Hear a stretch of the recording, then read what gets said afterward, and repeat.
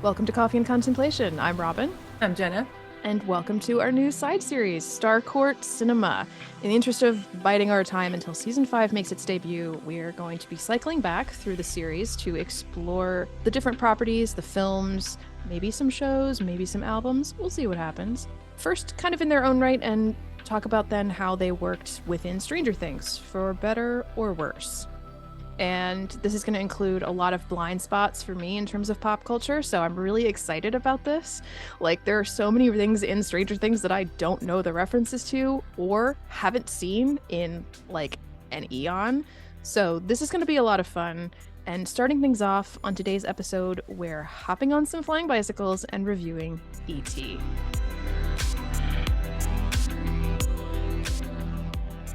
So before we get into the film itself, I want to take it back a little bit. So, Jenna, what is your history with E.T.? Like, when did you first see it? What do you remember about it before watching it for today's episode? So I did see E.T. as a kid. I don't remember exactly how old I was, but it did come out, of course, before I was born. So it could have been any time. And I didn't like it when I was a kid. I was really confused by it. And I was like, I get what happened, but what? I was like, what was that? Yeah. And so I thought, let's rewatch this as an adult. It's one of the most beloved films of all time. I've got to watch it again. And actually, the reason that I wanted to watch E.T. for the podcast was because I spent a weekend watching all 4 Indiana Jones films for no reason, just because I was like, you know what, I like Indiana Jones, let's watch them. Then I was like, I got to watch more Spielberg. So I thought E.T. would be a good choice for the podcast. So that's my history with E.T. It's not really one of my favorites, but it's definitely an interesting movie, and I love the parallels to Stranger Things. So this isn't a film that you've revisited a lot then over the years? No. What about you? I actually don't remember when or where or how I first saw this film. It came out before I was born as well. My mom, I think, found smaller records, sort of like the prototype for what a lot of us, like elder millennials, probably had growing up, that I certainly did, where they were the read-along tapes where you would have the cassette tape and then you had the companion booklet, abridged versions of mostly Disney properties like Little Mermaid, Beauty and the Beast, stuff like that. So I remember E.T. was one of them. I remember listening to it, reading through the booklet, and not knowing the film. Eventually, I must have seen it, and I remember there were very few things about it that I remembered before watching it for this, which were, I remembered bits and pieces of the sequence with the frogs because I didn't like it. That's funny because I had no memory of that. That was completely gone from my memory. I remembered the psychic link between the two of them. The E.T. phone home was everywhere in pop culture for a while. But what I remembered more in my own brain was the ouch when he does the healing. Yeah, same. But I remembered feeling kind of neutral about it. I don't remember being super scared because I think the general vibe is not into I don't think we're actually intended to be scared of ET, and I think that tone makes a big difference for me anyway. So yeah, and then I remembered that there was a bike chase, but I remembered when watching Stranger Things and everybody said oh, that's right out of ET. I don't remember feeling a recollection of a 1-to-1. Yeah, same. I remembered the bikes lifting off, but I didn't remember the chase part. So that's about as much as I remembered. I didn't revisit this movie much at all because I was just kind of it was fine. Right. So that's kind of where we were. That's our history. Moving into general discussion about it, I guess we can start off with our biggest takeaways. I still didn't get it. I get it better as an adult, but I kind of feel the same way about it as I did when I was a kid. I really don't love this movie, and I'm not sure why so many people love it. I'm definitely not gonna sit here and say, oh, it's a bad movie and you guys shouldn't like it either. And I'm not trying to be like that. I think it's a good movie. Yeah. I have to say I agree. Oh no. It's not that I didn't like it. It's that I actively hated it. Right. I'm kind of it kind of left me with my head tilted. Of course, there are some really, really good parts of it, and it's still got some really great stuff in it. I mean, Spielberg is pretty much unparalleled, in some ways. So this definitely had a lot of his strengths in there. And then going back and reading about how this is such a personal film for him, the inspiration for it, that makes it make a lot more sense in my head, and I appreciate it on a whole other level for sure. My favorite parts were probably the silly shenanigans that they got up into. And what I said was, you know what, this would have been such a cute one season of a TV show. We could have gotten, more of the silly shenanigans, and that would have also helped to establish their relationship. And it would have been even more sad when they left and separated. And I think that would have been really fun because ET getting drunk, like I was laughing pretty hard when the mom comes home and opens the refrigerator door and knocks him over, and Gertie says, like, I think you killed him already. Like that was so funny. Yeah. And just the silly parts were, I thought, really good. And it's a lot of really subtle things too. The first time the ET comes into Elliot's bedroom and the camera pans over this way to Elliot, who's doing whatever, and we pan back this way. And of course, you're expecting him to be in the hallway still, but then we see his hands reach up over the table. And it's just like, that's such a subtle little thing, but it was so like, I don't know, silly is the right word, but it did make me kind of chuckle, and it's lighthearted, and it still keeps that weird, mysterious, strange creature thing aura around ET. So I love that little thing like that. And there's a bunch of stuff like that. And I think that's like the strongest part of the film. The ending was heartbreaking, and I did get a little bit emotional. I was like, oh, this is sad. I get that. But after all of it, I'm sitting here going, I don't know. So it's interesting that you liked the sillier parts, because to me, the part that I found the most evocative, the most like moving, the part where I got emotional was the hospital stuff where he dies. I mean, he flat out dies. Oh yeah, yeah, of course. That definitely when he really thought ET was dead in the freezer, like that's heartbreaking, really truly heartbreaking. I was like, oh my God, this is, I like media that really breaks your heart, Mhm. but it just wasn't for me. I don't know. I think for me the biggest takeaway, and this kind of can also maybe we can touch on some of the like the controversy about like the replacing the guns with the walkie-talkies and then back. I like read that as a footnote in an article, but I didn't really get like into that or anything. But I didn't do extensive research on it, but from what from most of the conversation of like recent stuff is that it was when they re-released it on Blu-ray, Spielberg said that he felt pressured at the time to listen to the criticism, which was to replace the guns, to take them out. And so he said when they restored it for Blu-ray and when they like put it up on streaming and stuff like that, he was like, we're not gonna make any adjustments at all. Like we're taking out all of the like maybe not all. I don't know if they took out all of the like digital stuff they did to like ET's face, but I remember for a while they like completely replaced him with like a like kind of what they did in with Yoda. Like they completely replaced him with a CGI oh, animation. I didn't know that.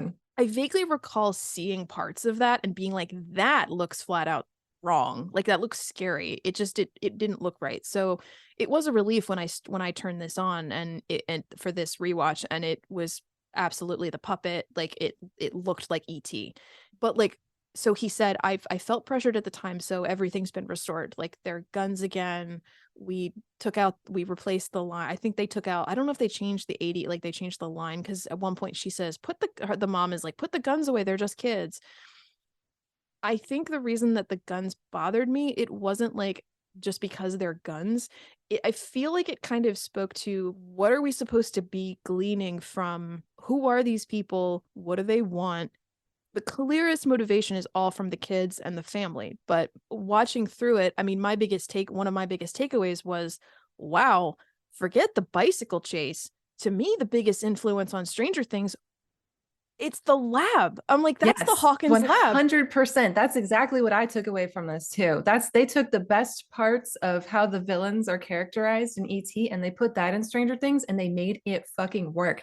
That's one of Yes. the strongest parts about Stranger Things season 1. Besides the kids and the cast and how strong they are, the villains are just as strong as an opposing force. And so to me that part of it was done way better in Stranger Things. Yeah. They took that and they really just they made it their own and they made it better somehow. Yeah.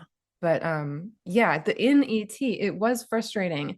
at the very beginning, when there's all those guys in the woods with their flashlights and we still hear and see keys, I think. And I was like, oh, okay, cool. Faceless bad guys. I can get behind this. Yep. Fine, great, Yep. awesome. And then like it kept going and going. And then we finally get the shot of them coming, the really, really long telephoto shot of them coming up over the road with the sun behind them. I'm like, okay, so are these guys government? Because there are police Mhm. vehicles escorting them, but we never see an actual government like logo. We have no idea what department they're from. I'm pretty sure, unless I completely missed it. But like nobody's wearing badges. At one point, Keyes addresses somebody as Colonel. So, okay, there's military involved, but that's it. At one point, you do see NASA, That's but true. it's the spacesuit was ridiculous, though. I was That, like, not just a hazmat suit, which is you see right. guys walking around in hazmat suits. I'm like, why a spacesuit? Like, that was weird. Right, right. It makes complete sense that they would wear protection. I really liked that because, of course, we can transmit diseases so easily just between us. Hmm. And we know that from our whole history of wars and colonization, that you can easily wipe out whole populations just from human to human disease transmission. What would happen if aliens came here? Whose diseases would win? That's probably like a huge thing. But you're right, the whole spacesuit thing, like, why did they do that? Yeah. Hazmat suits have got to be cheaper and easier to get to, but But I clocked it. It was just shy of an hour and 20 minutes before you even see a person's face. And it's the head scientist dude. yeah, And yeah, like I was expecting, because I hadn't seen this movie in a long time, I was expecting Brenner. And he's not Brenner. right. He comes in and suddenly, because he has a face, he's not a bad guy anymore. He's a sympathetic figure who wants to help. But Ellie's just screaming, "You're killing him, you're killing him." Nobody is saying anything about what they're actually going to do with him. They're really thinking very immediate short term, which I guess makes sense considering how bad ET's condition is at that point. But yeah, I was very confused both as a child and as an adult about what anybody's actual thoughts were regarding ET and what they should do with him. I was even confused about Elliot and why he was just like screaming, "You're killing him." Well, that I liked. When I was a kid, my impression was that yeah, they are doing harm. But as an adult, I especially like having a totally different relationship to doctors and hospitals and what that feels like. It is scary. Like either from any angle, like when you're in a situation like that, it's very, very frightening. But you also understand that it can be like it can seem as though, and I kind of liked the complexity of that. Like, of course Elliot's gonna think that, and maybe he's picking up on what ET is feeling actually until they separate. Right. Well, he's still screaming, I think, after they separate because he's Yeah. scared, of course. No, I get. I actually was in hospitals as a child for a little while, and there were times where my mom would tell me, like, you were screaming bloody fucking murder. You did not understand what was happening, and that made it completely impossible for them to do anything to or with you. And I was like, yeah, I know. I have vague memories of being in very imposing bare, sterile rooms with people I don't know hovering over me. I remember screaming on a table because I didn't know what was going on. So like I do kind of get that. And Elliot's only like 10, so Yeah. I was younger than that, I think. I get that he's like screaming. I think there were some other parts maybe in that sequence and around that sequence where I was like, not sure what the kids are doing. I'm not sure what Elliot is doing here. I'm trying to think like what those were. Well, Elliot at first is also dying, and then Right. eventually they wheel him out. But like, yeah, like Mike is in there and Gertie's there. I'm like, why are the kids there? They shouldn't be there. But I love the one part where Mary's like, "All right, Gertie, you're gonna be fine if I like step out for a few minutes or whatever." I'm like, "You're yeah, gonna leave your 6 or 7 year old at home by themselves? Like what?" yeah, different time. But it was so odd to go from like this feeling of like, at least my impression was they are trying to save him. It seemed like what we were being presented with was all in earnest, like, Yeah, they actually aren't there to harm you, right. especially because he says to Elliot, I've dreamed of meeting him since I was 10. And I was like, this doesn't feel like Brenner. It felt like Spielberg presenting us with Right. an earnest revelation. And I actually really liked that, because I thought I liked that feels like an inversion of what you might expect.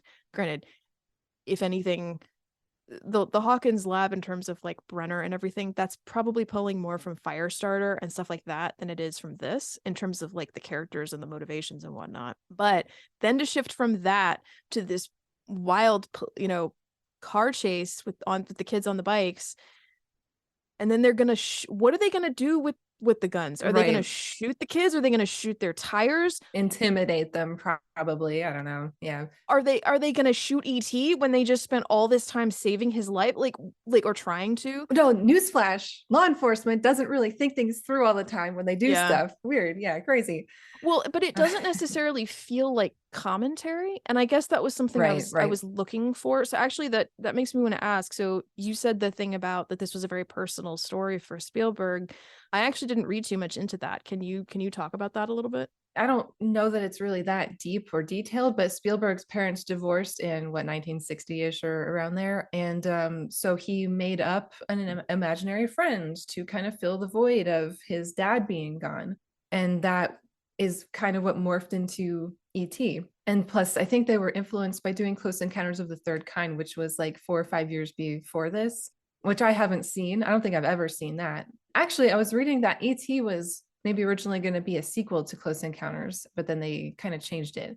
And it was just this influenced by Spielberg's experiences as a kid having this imaginary friend instead of a dad, which was kind of funny because when I was watching the movie, I was like, Elliot obviously wants his dad.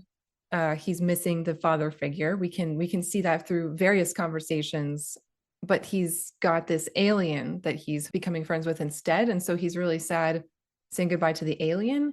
Like, how does that track? But I guess it doesn't have to track. Like, it doesn't have to be a one for one. Like, he's just trying to fill some void of loneliness inside of him. It doesn't matter if that's with a father figure or a friend figure. It's just somebody. So that's why part of why reading Spielberg's more about his experiences helped me kind of appreciate the film itself a little bit more. Yeah.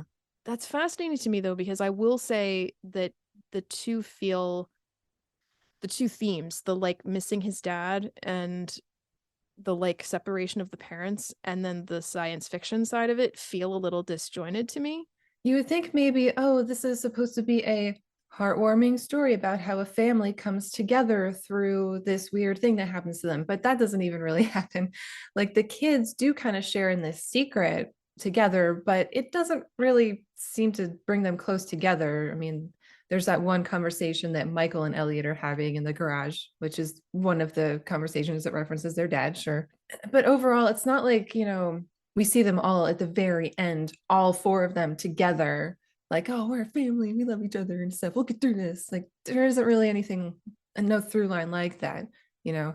The ending was abrupt. I realized I was expecting an epilogue and then we didn't get one. It was like, whoa, oh, that's the end. Okay. I wasn't expecting an epilogue. I wonder if that's because I had recently been watching Indiana Jones, so I kind of had a feel for the pacing of how his movies usually end, maybe. Yeah. Yeah.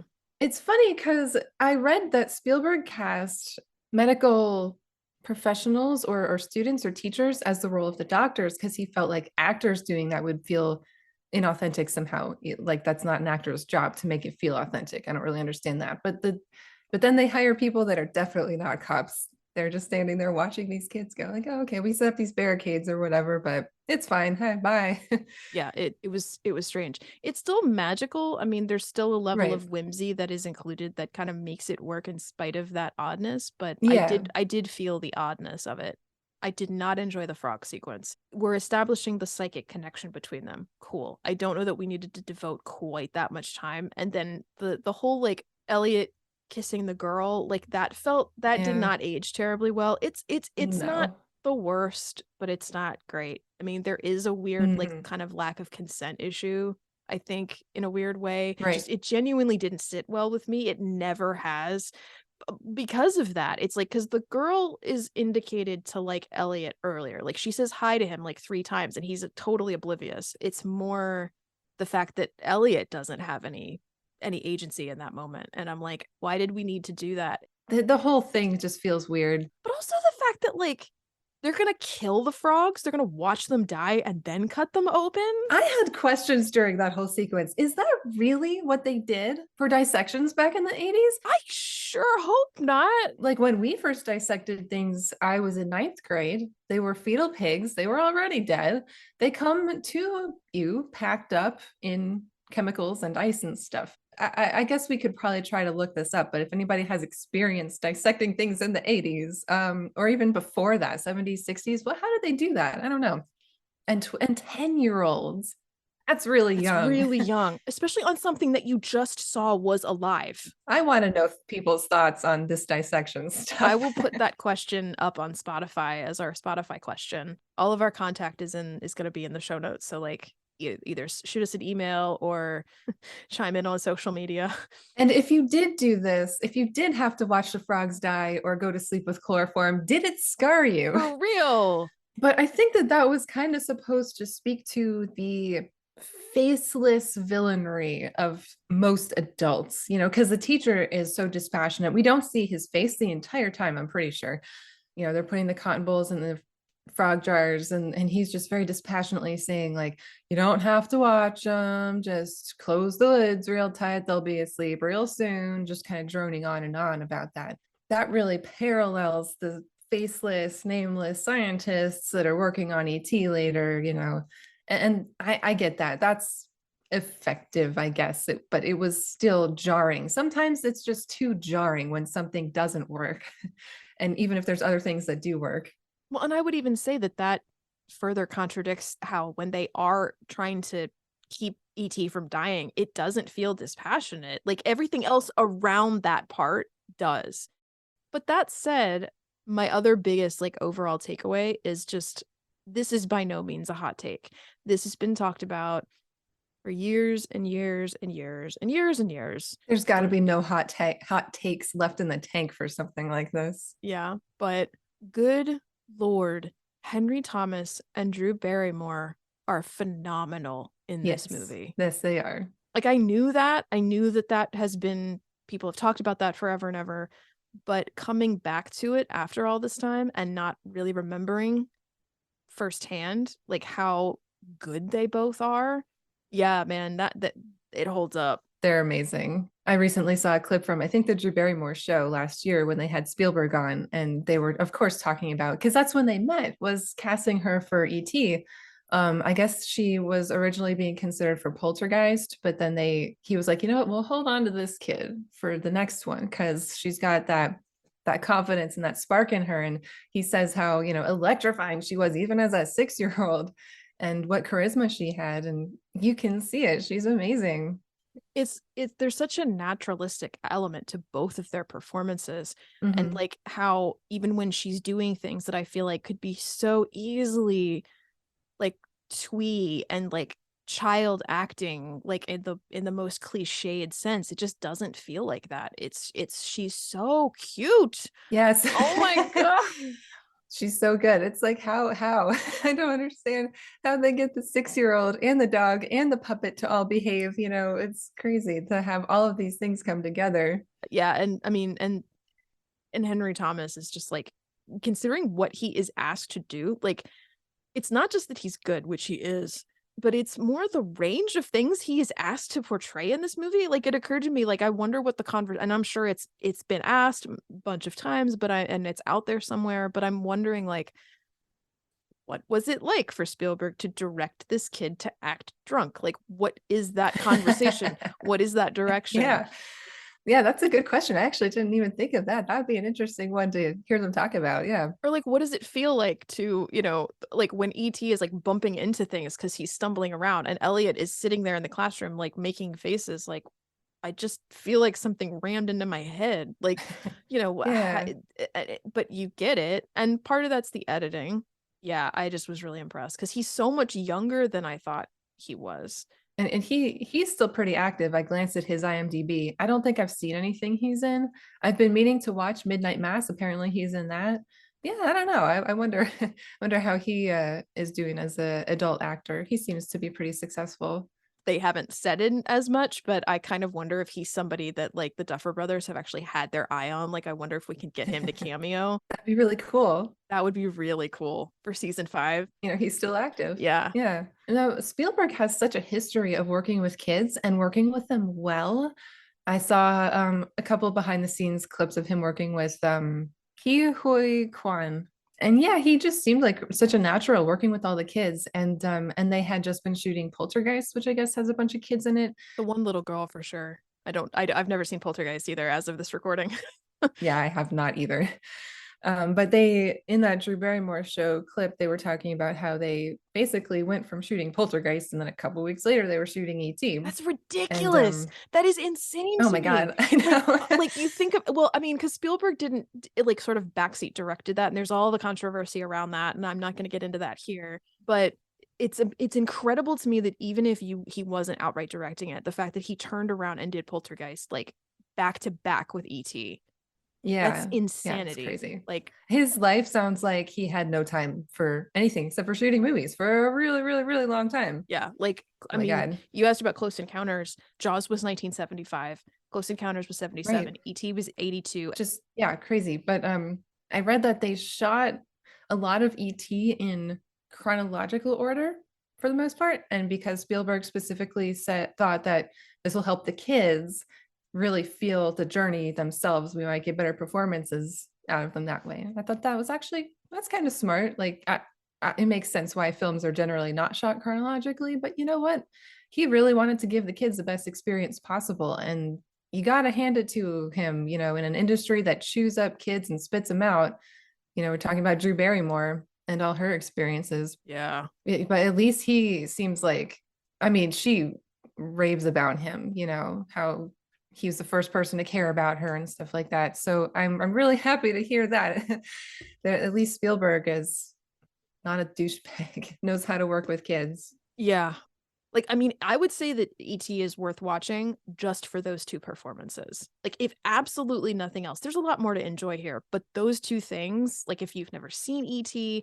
and, like, or somebody who's never seen it, I would say it's worth it for those performances. That those are the absolute stars of the movie. Yeah. And like there's is a lot to love in this film. Something about the Elliot's closet like was so comforting. I mean, first of all, it's a gigantic It's closet, but huge. like it's a whole other bedroom. But Yeah. like kind of let's kind of pretend like it's actually not that gigantic or whatever. Yeah. When we were kids, we spent a lot of time in our closets. I don't know about you, Mm. but we played in our closets because I don't know, it felt dark and different and mysterious and like we could it's kind of like playing under the bed and we're making pillow forts. Well, we had a closet, so we played in it a lot. And we had tons of stuffed animals. So we literally had closets full of stuffed animals that we would just go in and we'd hang out with them in there. And that was so that was something I really related to watching the movie, being in the closet with the stuffed animals, hanging out. It's a place of safety almost and comfort. Mm-hmm. And tonally that was really fun to go through. That was really a throwback for me. That's definitely a huge nostalgic factor, even if I really didn't have a nostalgic connection to the movie itself. They yeah, that really did it for me, I guess. And I do also really love the way at the beginning, the way that they filmed the whole sequence of the aliens coming off the ship and going back on and ET being left behind and everybody, the aliens and the guys chasing them, everybody is faceless and nobody hardly says anything. And yet, there's such a cool atmosphere of, the chase and you do get the sense that the aliens are benevolent or at least not like malevolent from that sequence, which is really good and really important to have because relating that to Stranger Things, I mean, Elle is the obvious parallel to ET. Yeah. We aren't sure what to make of her at first. Like, yes, she's a child, but she's got powers and she does weird things with them. We don't really know what that's about or where she comes from. The mystery in Stranger Things is what we don't have in ET. The whole what the hell is going on? They did that so well in season 1, Stranger Things. That's one of my favorite things about it. But in ET, we don't have that, but it's still very compelling. We still, we still like the aliens and we're rooting for them. We want them to get home and everybody to be safe. I think that's something that I actually really like about the first couple of sequences in ET. That I think is paralleled very well in Stranger Things, but not like in the same way. Like I find that the fact that you have immense empathy for both ET and Elliot. Like I think it's brilliant that Spielberg introduces the aliens first. And then just like with Elle, I think even though you meet 11 later, you meet the boys first. I think by the way that it's presented here, the music, I mean, that's another thing I loved about this movie. Williams' score, this watching this again and seeing how the score plays in the film, the score of ET has like bumped up in my like, not that I have an actual ranking of John Williams scores, but it's up there. I was amazed by how much heavy lifting the score does in this movie, particularly in the finale. And also like noticeably when it's not there, some of the sequences like in the hospital, like in the the makeshift hospital space, it's like when the music just isn't present and it's just like sound, like that was really effective, and that's also editing and whatnot. But the fact that you meet ET and the Hawkins lab, the NASA guys are the very clearly the bad guys. It is the opposite. Like you would be empathetic, you'd be like with the humans, right? Like the humans are the ones you'd be like rooting for, like what's this dangerous alien? But we've seen that they're not, they're little potato people. They're these sweet little aliens. Actually, I sincerely wonder if they borrowed some of ET's design for Wally, because Wally and ET have a very similar silhouette. I know they borrowed him for American Dad. Oh, but I mean, think about it. Like, Yeah, Wally. Wally, I didn't even think of that. I didn't until this exact moment. That's not in my notes. Like, it just popped into my head. That's an interesting one. Yeah. Yeah, I love Wally for the record, but I don't remember hearing them talk about that. The design. Well, where the sound design is a link, because Ben Burtt, the legendary Ben Burtt, sound designer who is most famous for Star Wars, he did the sound design for Wally, and he did the vocal work on ET, because I looked that up. I was like, how did they do the voice? No, I thought I looked that up and it was some lady that smoked 2 packs of cigarettes a day. It is. Well, Ben Burtt did the He sound design. mixed Yeah, it like and yeah. that makes sense. We were when we were sitting here talking about it afterwards, Adam was like, you know what ET sounds like? He sounds like a pug. Oh my gosh. He sounds like a little pug. You know what a pug is, a little like there's something about brachycephalic dogs and the way the Yep. little sounds come out of their noses. Like that's what ET sounds like, plus a cat purring. And I was like, oh my God, I'll He never think of it the totally same does. way again.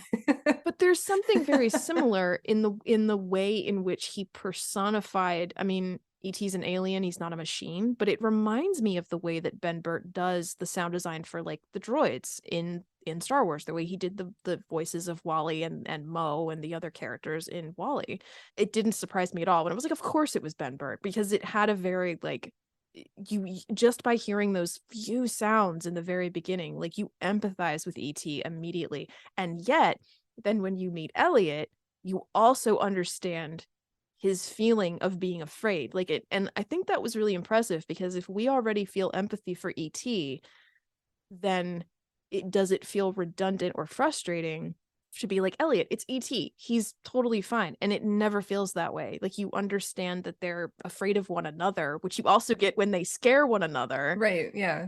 So all of this, like the way in which that he introduces everything is just so beautifully done. I really liked that a lot. Yes, that's some of the best parts, the introducing their relationship and beginning to get a feel for how things are going to go. It's so good. That freezer scene, like that's the heartbreak there is so strong. And And yet the way that like it's hilarious that Elliot, you feel the difference when Elliot realizes he's alive and then starts pretending to cry. Like, yeah. Oh, another testament to his performance there. So good. Yeah. Oh, that was really funny. when do you show something and how do you present it?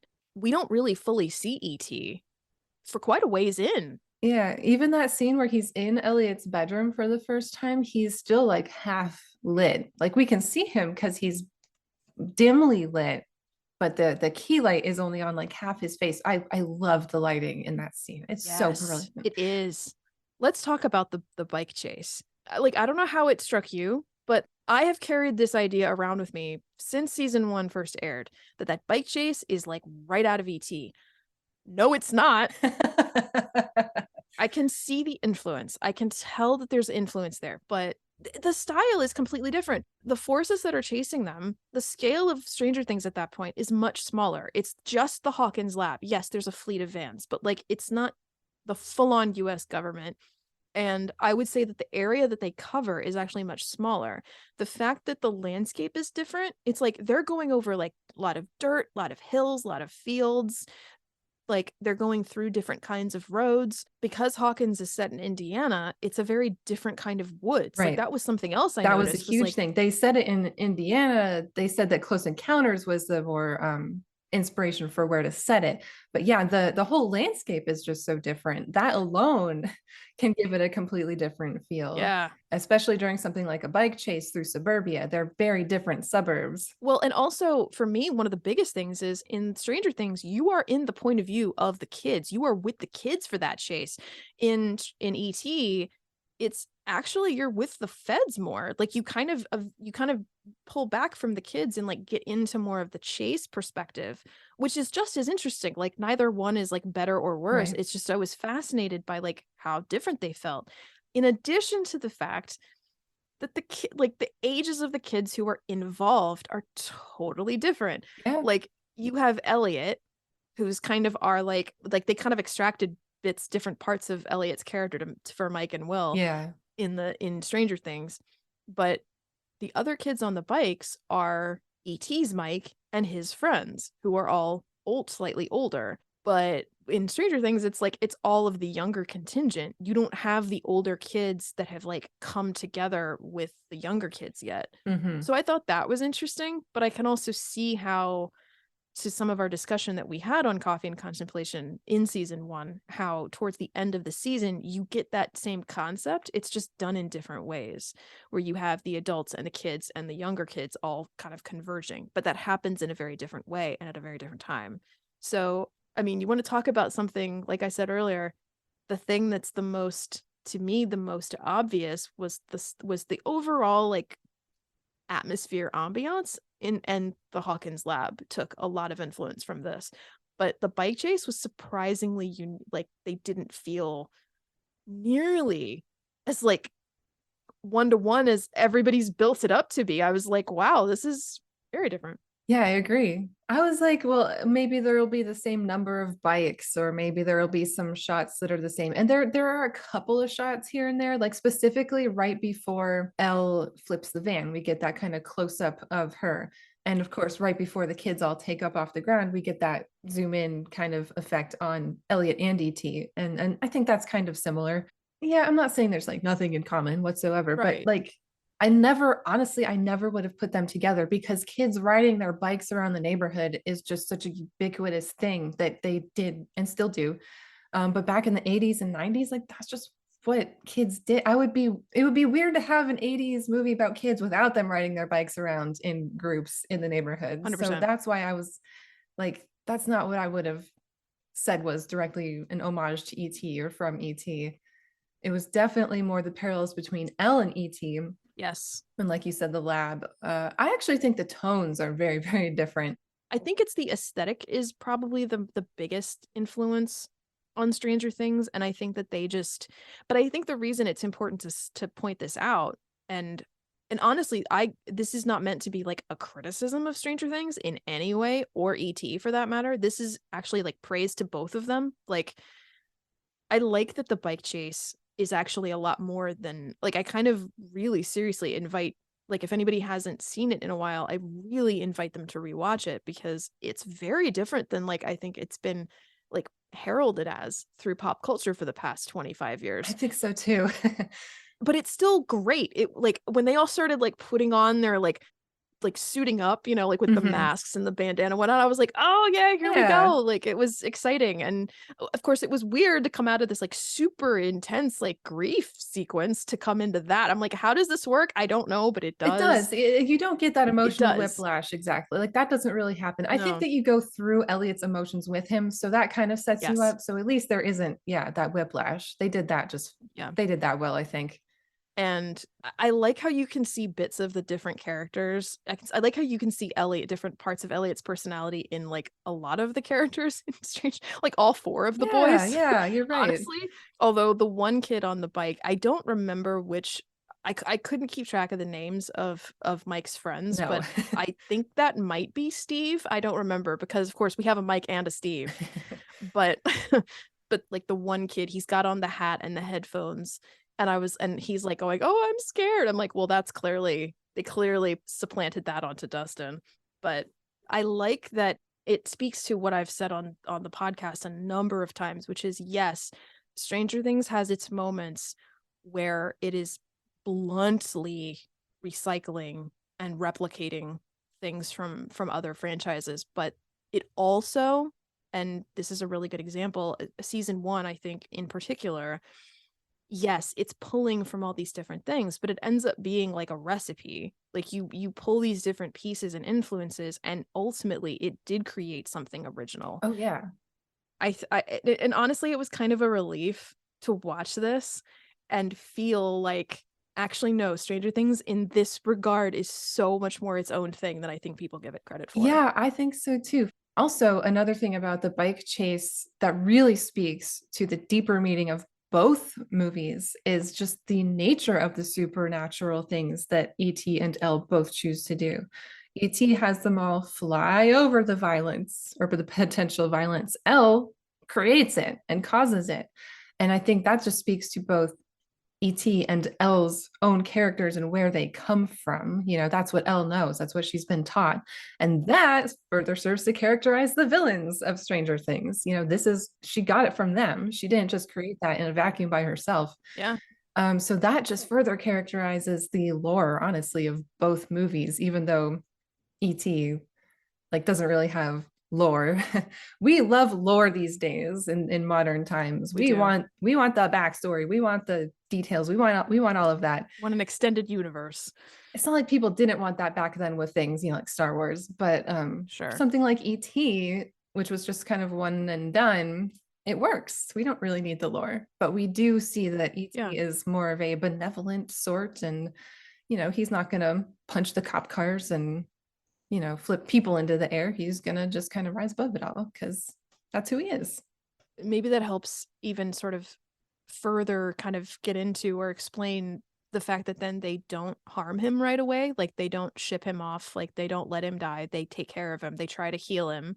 And then there's a lot of care in that sequence so that then he doesn't do that. Like that actually leads to, I mean, yeah, they're holding the guns, but like if you think about it maybe from the, you know, if I think about it from a bigger picture, maybe that is how one serves the other. And also in Stranger Things, something that I had forgotten on rewatch a while back was how quickly the lab kills an innocent person, the owner of the diner. Like that happens in what, the first episode or the second episode, I forget. It's like, oh shit, right off the bat, like, oh, this is how far they're willing to go. We know that. We know that they're violent. So we think that Ella's probably justified in flipping one of their vans and, you know, trying to get away from them, even with violence. Well, and that's also where I wonder where something like Firestarter plays a much bigger role in terms of the characterization of the villains. And I've never seen Firestarter or read it. I'm like aware of it tangentially. But I also, while we're talking though about homage, like even I was guilty of this in watching ET. As soon as the when the movie was just starting and you first meet the Mike and his friends, I was like, they're playing D&D. But and yes, they are. But one of the things I found really fascinating about that was I think it was when we were waiting for season 4 to come out, and I ended up talking to my friend Ben, who he is the DM of the current campaign that I'm in.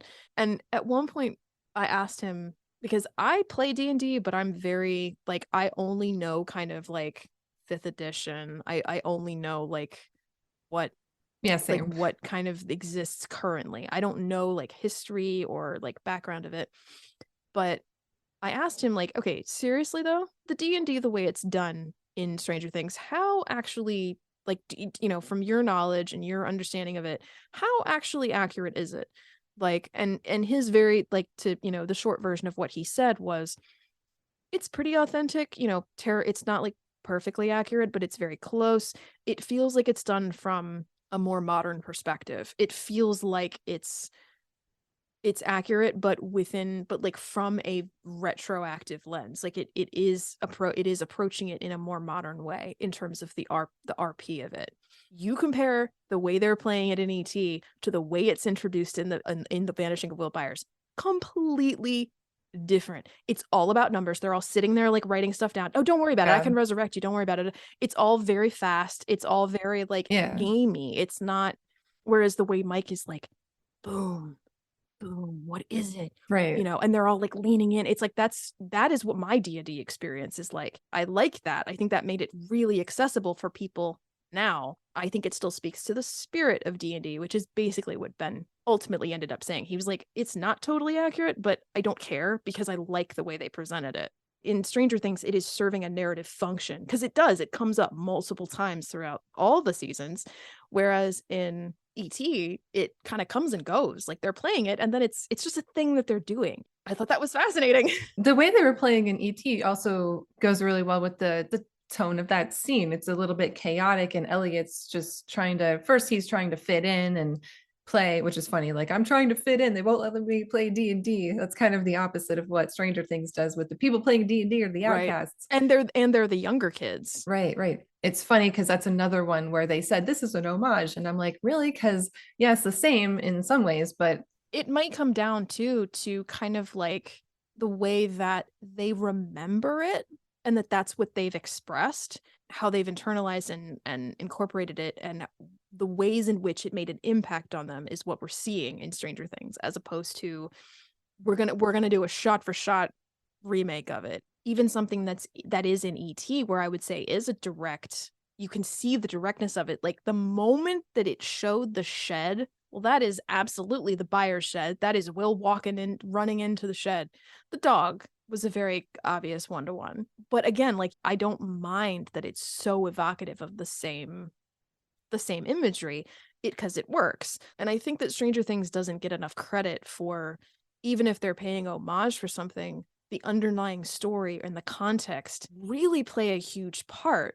I think that's where the show shines at its best, is when it is creating the homage, but it's within something that they've created that is original and unique. yeah.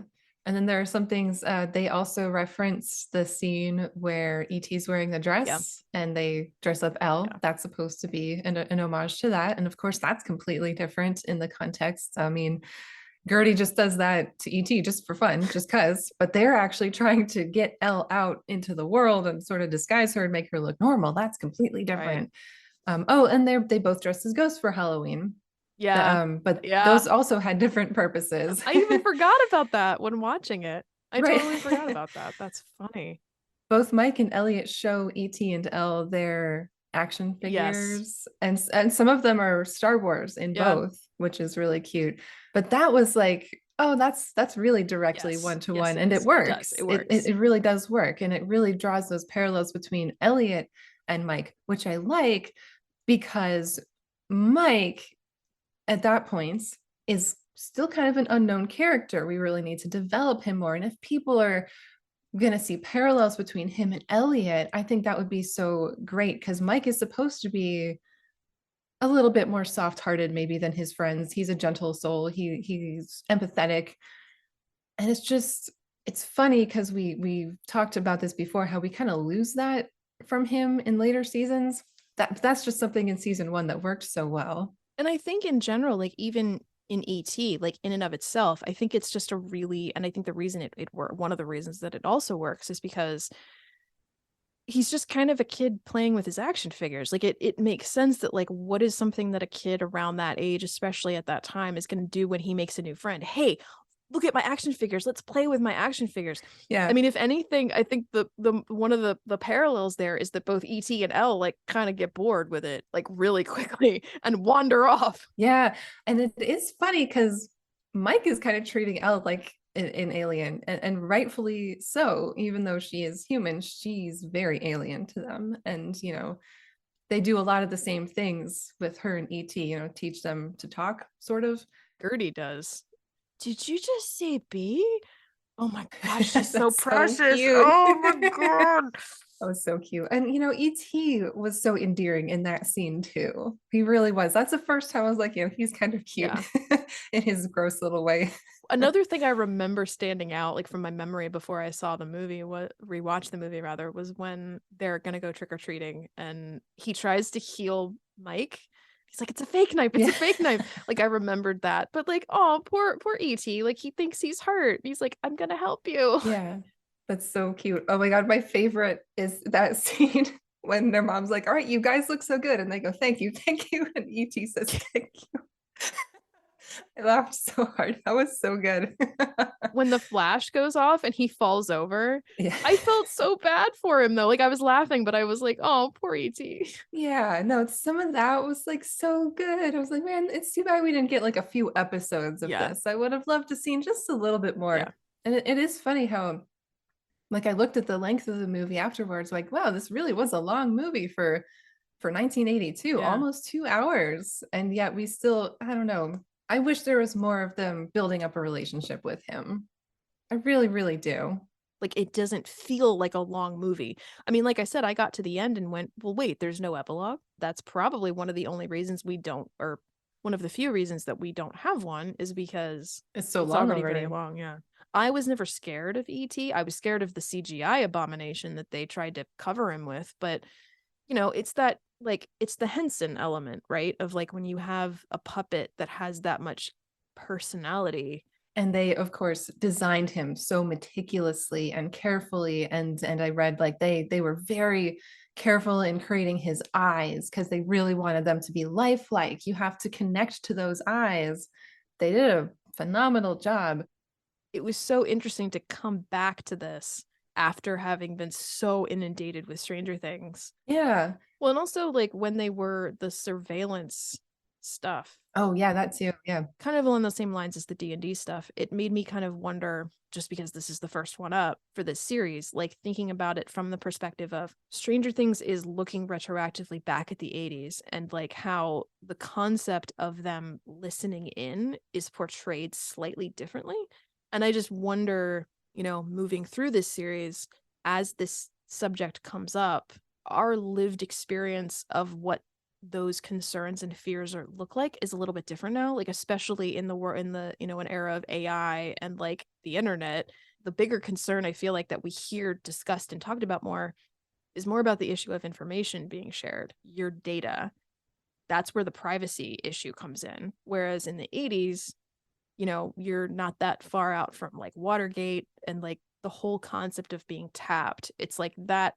It just made me, I don't really have like a thought necessarily. It was just something I found myself going, I wonder like what themes are going to continue to come up through these 80s movies that we're going to be looking at, in addition to how does that manifest differently, even if you're looking back at the 80s, how does it still, again, like the D&D, how does that end up still ultimately just instinctively, intuitively end up being different because you're looking at it from this time period? Yeah. And another big one is the cops with guns. Yeah. That's a huge thing right Oh, yeah. now. I mean, it was definitely a thing back then for certain groups. But I guess not the larger white audiences in general. They wouldn't have been like, oh, cops with guns. That was kind of just like a Yeah. thing. Like, okay, that's fine. Yeah. So overall, I know that some people have called this a masterpiece. I would not say that E.T. is a masterpiece. I think it's a very good film. I think it's a very well made film. I was not personally super moved by it. I pretty much like you, I pretty much feel the way I felt when I was younger. I appreciate the filmmaking a lot more than I used to, but I have no desire to like rewatch this anytime soon. Again, not because it's bad. I'm like, cool, we're good. Yeah. I don't know. It's just so funny that this is such a classic and so beloved. I feel like I'm the one I must be wrong Yeah, because like yeah. it's so universally acclaimed. What am I missing? I must be wrong. I'll have to like kind of still think about that, but Well, I'm gonna actually use that as an opportunity to speak directly to any of our listeners. Like, hey, if you love this movie, and especially if you've seen it like off and on through your life and you've watched it recently, or even if you haven't and you're like inspired to give it a rewatch, please do. Like, let us know. Like, Let us know what you love about it. Again, this is definitely not, I actually will echo that sentiment. Like, I feel like it must be that I'm just a cold-hearted person because I don't love I don't feel as like directly moved the way that a lot of people seem to. And maybe that's just because I don't have the nostalgia, but I just remember I don't think I had a lot of love for it as a kid. So, It makes me wonder, like back in 1982, I mean, there were heartbreaking movies already, right? But maybe the way they did it was just so different from anything that had come out. I don't really know.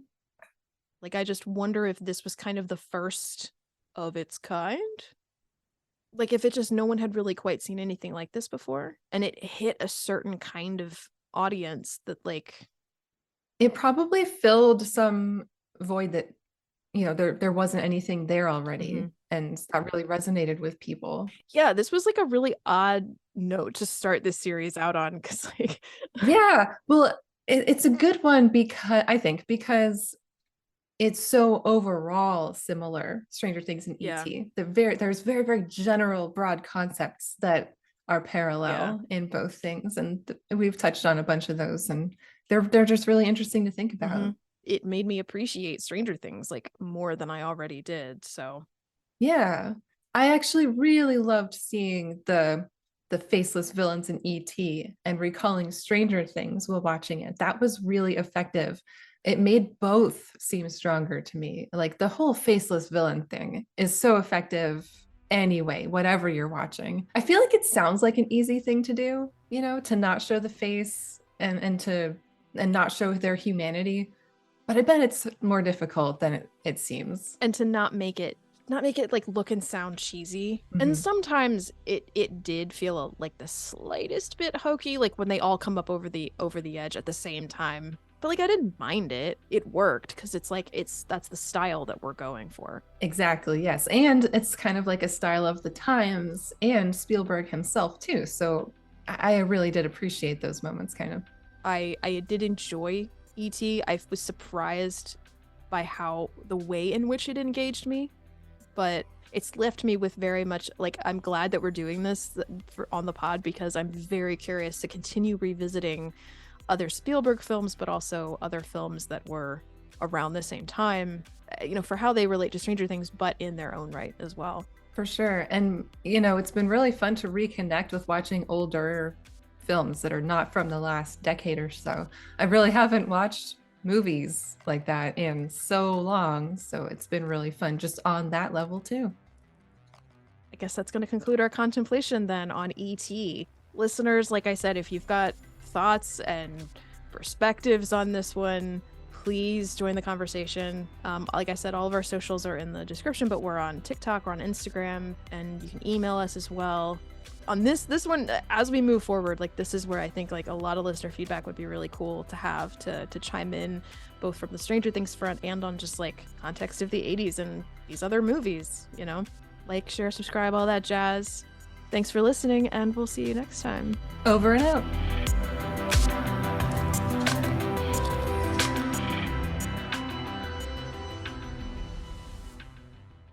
We're going to talk about something that's not quite Stranger Things today, although we're also going to talk about that too. Of course, always Stranger Things all the way down. What we're here for. Yeah.